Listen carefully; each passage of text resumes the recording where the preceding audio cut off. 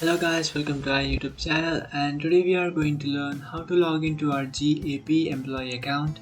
Let's get started. So to log into your GAP employee account, what you can do is just simply open up your browser.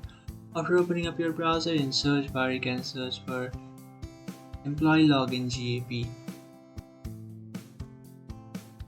Now, after searching for that, you'll come up to this page, and from here what you can do is just tap on this second option, which is career logins. So after tapping on your career logins, now what you can do is just scroll down. After scrolling down here, you can find this option which says workday login. Just tap on it. After tapping on that option, now what you have to do is just tap on accept and continue, and then enter your account's username and password.